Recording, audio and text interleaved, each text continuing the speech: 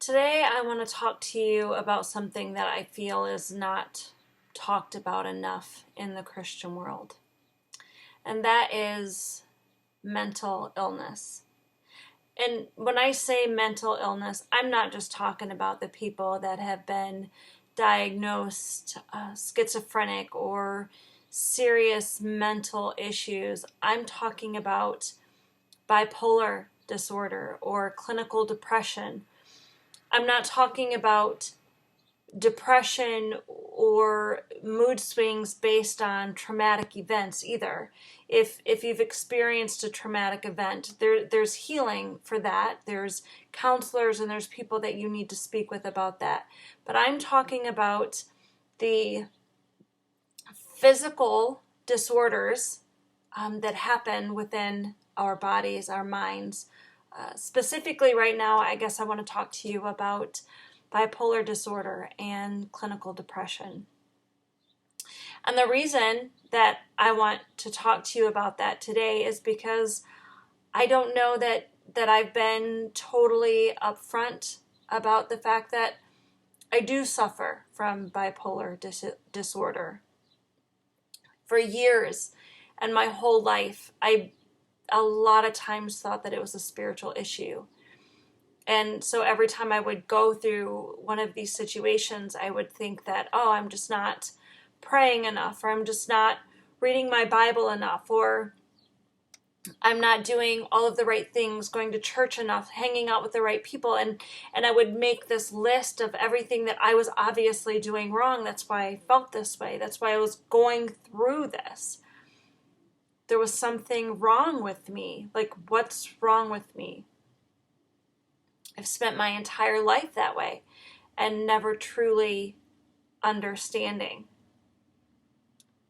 I can wake up on one morning and feel like I have the world at my fingertips, and I can be so excited about purpose and about all of the great things and all of the things that God is doing in my life and all of the things that God has called me to. And I can be really excited about that. And I can be gung-ho and I can have this list and all of these plans and just be going after it.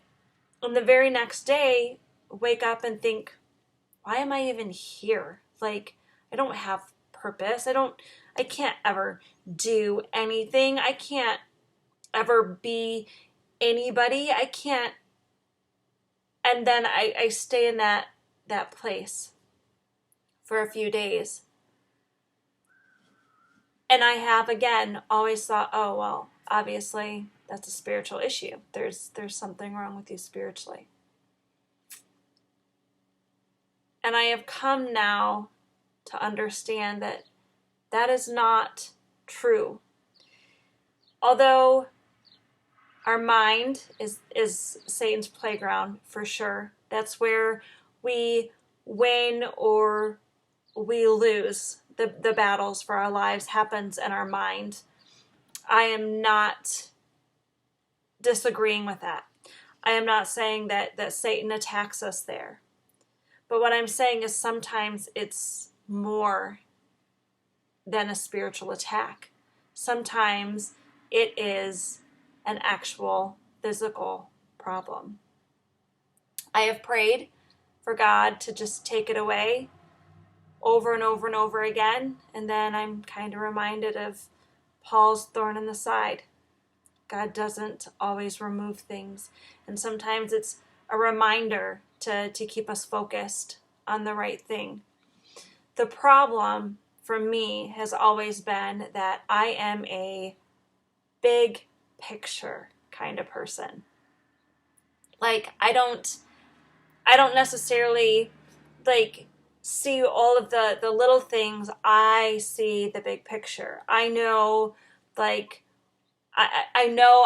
believe I know what I'm supposed to be doing long term, but because I'm so focused on the long term, I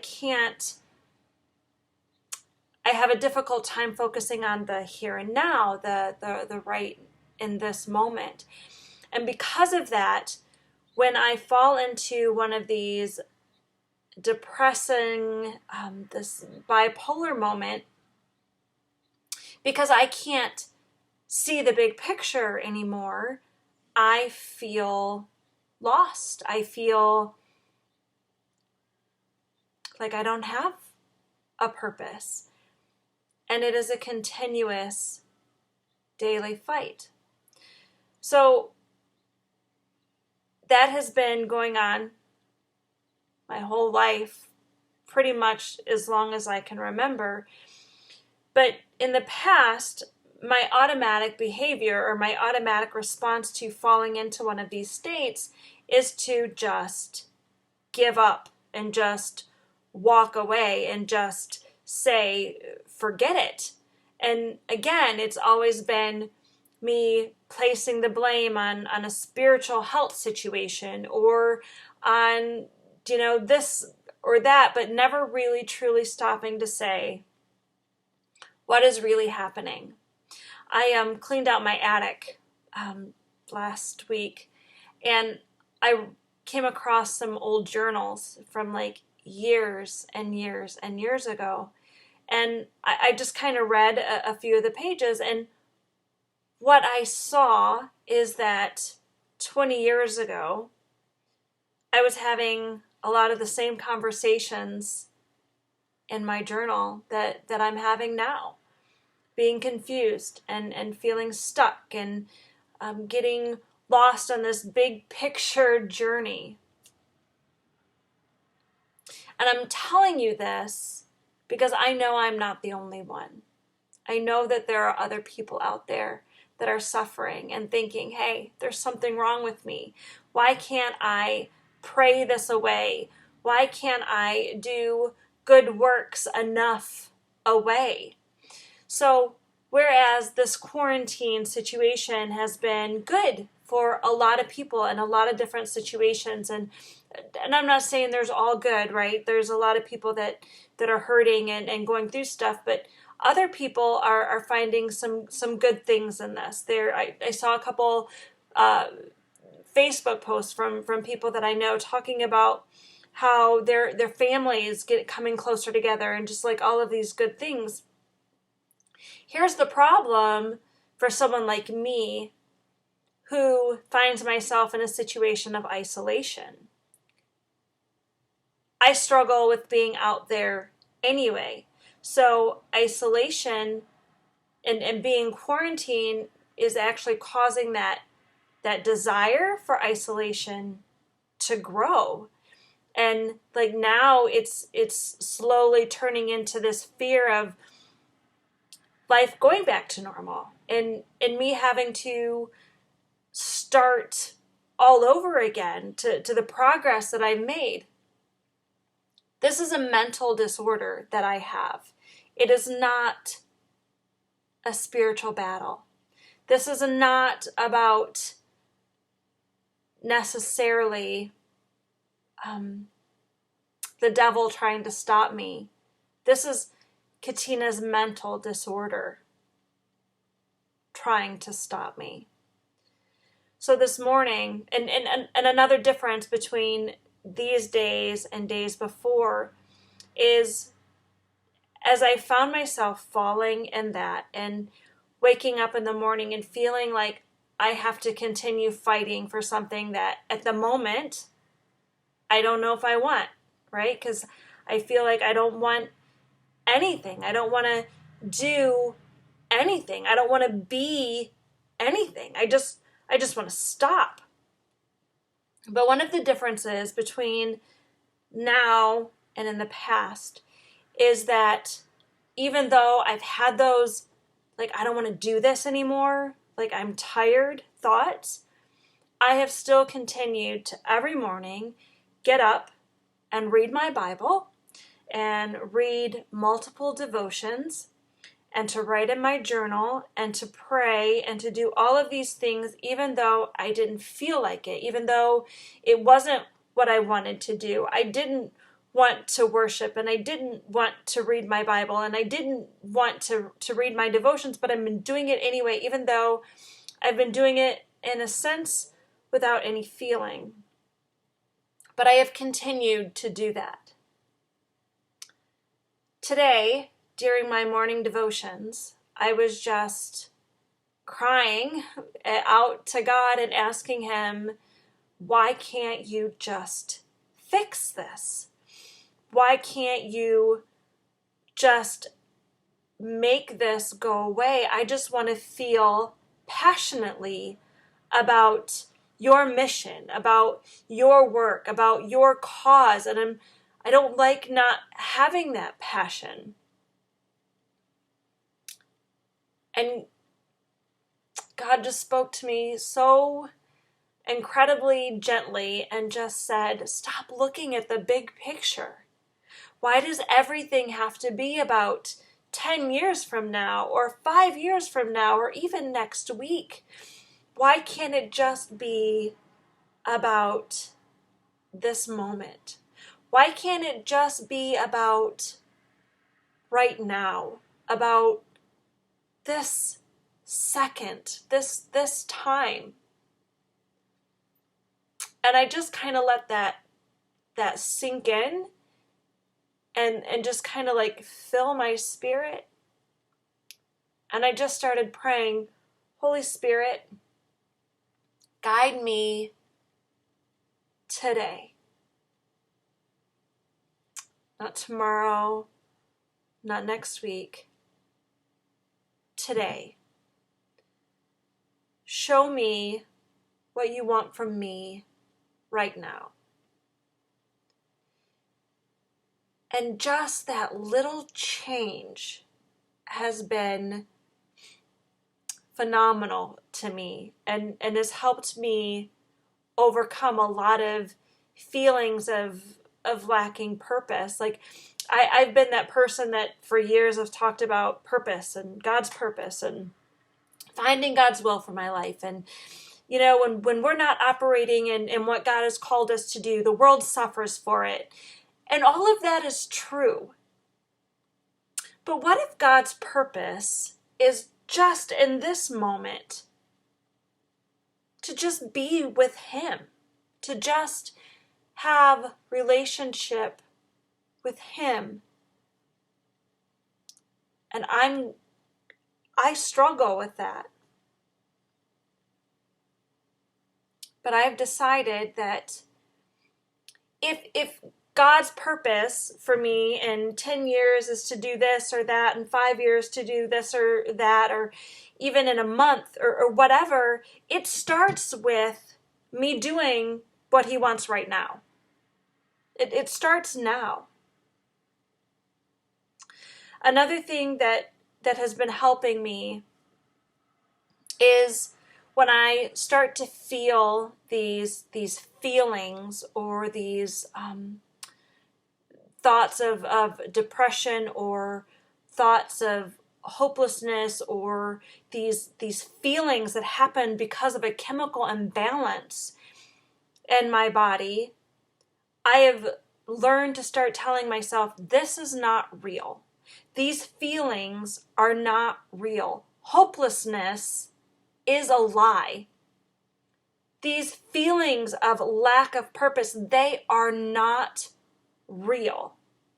And I literally have to remind myself of that.